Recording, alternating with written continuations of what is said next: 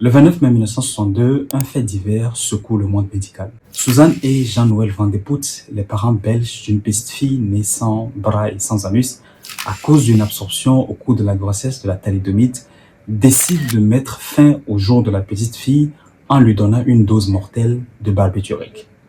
Dans la foulée, la nouvelle fait l'effet d'une bombe et suscite tollé d'indignation en Belgique, mais aussi partout ailleurs dans le monde. Quelque temps après, les parents de la fille, sa grand-mère, sa tante ainsi que le médecin qui a prescrit le médicament se retrouvent sur les bancs des accusés de la cour d'assises de Liège pour homicide volontaire. Alors que les caméras du monde entier étaient braquées sur eux et que les flashs des photographes les mitraillaient littéralement, les parents de la fille affirment avoir fait ce qu'ils ont fait par amour. Ils affirment avoir soulagé la souffrance de leur petite fille. 5 jours plus tard et dans la surprise générale, ils seront déclarés non coupables et libres. Mais l'opinion publique est profondément divisée alors que certains pensent que les parents avaient raison de faire ce qu'ils ont fait, qu'ils avaient raison de vouloir soulager leur fille. D'autres estiment que c'est rien moins qu'un scandale judiciaire et que jamais ils n'auraient dû être acquittés. Lorsqu'on lui tend un micro dans les couloirs du tribunal de Liège, un journaliste français, Pierre Geoffroy, dira que le plus grand scandale du procès de Liège, c'est qu'il ait eu lieu. Cet incident s'inscrit de façon générale dans le cadre de ce qu'on avait appelé dans les années 1960 l'erreur, le drame ou encore le scandale de la thalidomide. Selon les estimations, c'est plus de 20 000 enfants touchés par les effets secondaires de la thalidomide dans plus de 46 pays différents.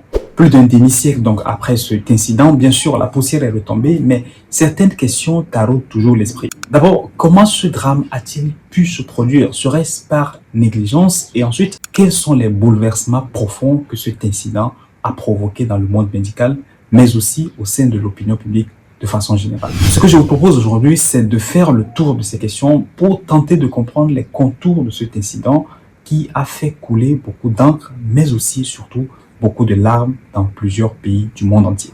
L'histoire de la thalidomide, c'est maintenant sur Médic Histoire. Bienvenue sur Médic Histoire.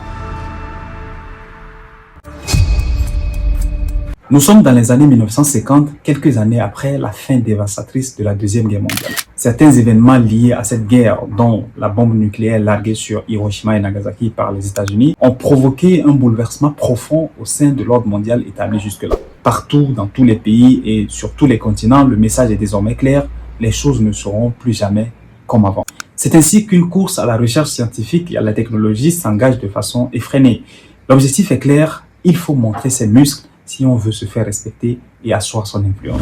De l'autre côté de la médecine, les choses ne sont pas restées figées, puisque la médecine commence à s'imposer de plus en plus comme une véritable science, grâce notamment aux progrès technologiques et scientifiques dont elle entend tirer parti. Avec la découverte du microscope électronique, on commence à comprendre davantage certaines maladies infectieuses et de plus en plus de solutions concrètes sont proposées par des laboratoires. C'est ainsi qu'en 1957, un laboratoire allemand du nom de Chemie Grünenthal commence la commercialisation de sa toute nouvelle molécule, la thalidomide. L'objectif de la mise sur le marché de cette molécule était clair. C'était de soigner le problème des nausées des femmes enceintes. Si vous avez déjà été enceinte ou que vous avez une femme enceinte dans votre environnement, vous savez que c'est un problème très sérieux qui est handicapant pour la plupart des femmes enceintes, surtout dans le premier trimestre de la grossesse. Quelque temps après la mise sur le marché de cette nouvelle molécule, le pari semble être réussi puisque les retours sont bons et on commence à parler de cette nouvelle molécule comme une molécule qui fait des miracles. De plus en plus de médecins commencent à prescrire la thalidomide pour les nausées, mais aussi pour d'autres choses. Et les témoignages fusent de partout. Les femmes affirment même que la thalidomide leur donne un calme particulier et leur permet de mieux dormir. On l'ignorait encore, mais c'était le calme avant la tempête. Nous sommes à l'aube des années 1960. La communauté médicale commence à s'inquiéter d'un constat devenu récurrent des enfants qui naissent sans bras ou sans jambes. C'est ce que nous appelons dans le jargon médical la génésie des membres. Très rapidement, les soupçons vont converger vers un seul élément, la thalidomide.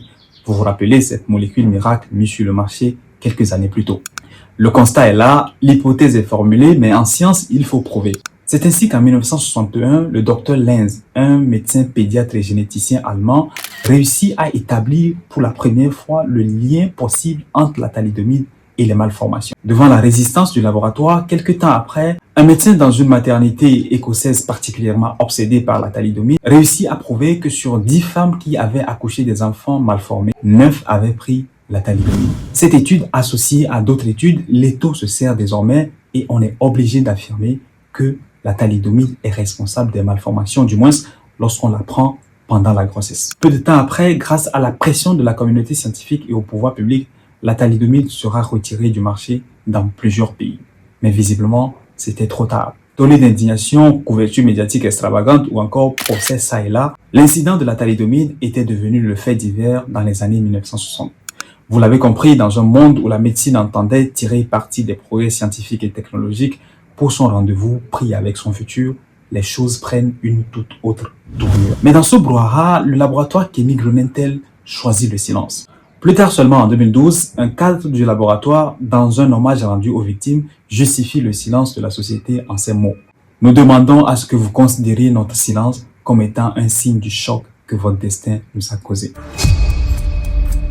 L'incident de la thalidomide, de par l'indignation qu'il a suscité et de par la couverture médiatique extravagante qu'elle a induite, était de nature à faire perdre foi en la médecine. D'autant plus que certaines sources affirment que le laboratoire aurait été informé du potentiel effet tératogène de la thalidomide, mais qu'ils n'ont pas fait diligence pour la retirer du marché. Mais soyons clairs, les médicaments connus pour leur potentiel effet tératogène, les médecins en prescrivent tous les jours. Sauf que lorsqu'on est amené à faire la prescription de ce type de médicaments, on évalue toujours la balance bénéfice-risque. Et lorsqu'on se trouve dans l'obligation de faire la prescription, on met généralement la femme en question sous contraception afin qu'elle ne tombe pas enceinte au cours du traitement. D'ailleurs, aujourd'hui, si vous vous amusez à taper sur Internet la thalidomide, vous verrez que c'est un médicament qui avait été encore réintroduit sur le marché dans plusieurs pays, mais cette fois-ci pour traiter d'autres maladies comme certaines inflammations de l'intestin, la lèpre ou encore certaines leucémies. C'est vous dire que le problème n'est pas forcément lié à la molécule en soi, mais à l'usage qu'on en fait. Mais une fois qu'on a dit ça, aujourd'hui avec un peu de recul, certaines questions émergent à la surface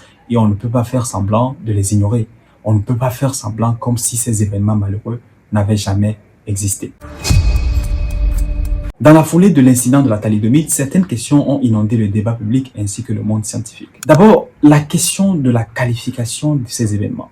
Devrions-nous parler d'accident ou de scandale? Parce que oui, les mots choisis dans ce contexte ont une très grande importance. Et là, je vous entends me dire, David, mais que ce soit un accident ou un scandale, quelle est vraiment la différence? Oui, les amis, il y a une différence.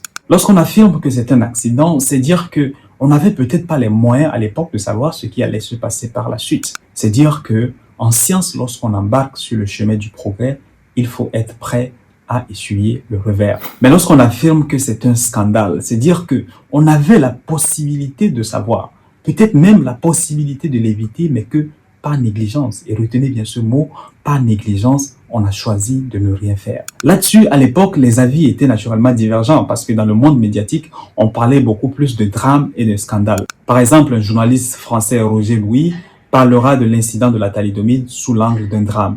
Il dira « Un comprimé qui se délite dans un verre d'eau, une femme enceinte en boit le contenu en toute sérénité. Quelques mois plus tard, elle accouche d'un enfant monstrueux.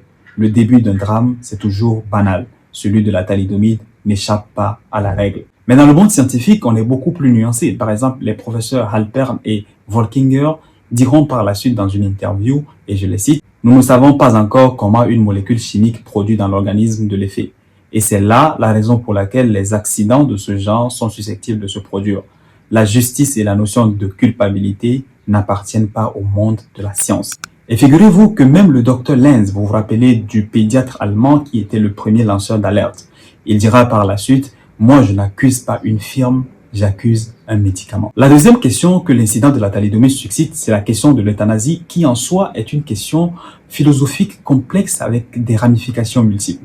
J'espère qu'on aura le temps un jour d'aborder ces questions sur cette chaîne. L'euthanasie, pour ceux qui ne le savent pas, c'est le fait de provoquer de façon volontaire la mort chez une personne dans le but de soulager ses souffrances terrestres. Enfin vient la question de la pharmacovigilance qui en soi est le fait de suivre ou de surveiller les effets secondaires potentiels des médicaments mis sur le marché. Là-dessus, le moins qu'on puisse dire, c'est que cet incident de la thalidomide a permis à différents pays de mettre en place des stratégies de pharmacovigilance afin que plus jamais ce type d'incident ne se produise. Et parlant justement du gap entre les années 1960 et ce qui se fait aujourd'hui en termes de pharmacovigilance, le docteur Anne Castot dira « Aujourd'hui, avec un dossier comme celui de 1961, la thalidomide ne passerait sans doute même pas la première phase du processus de demande d'autorisation de mise sur le marché. » Le message est clair, les choses ont changé depuis et le monde médical a appris la leçon.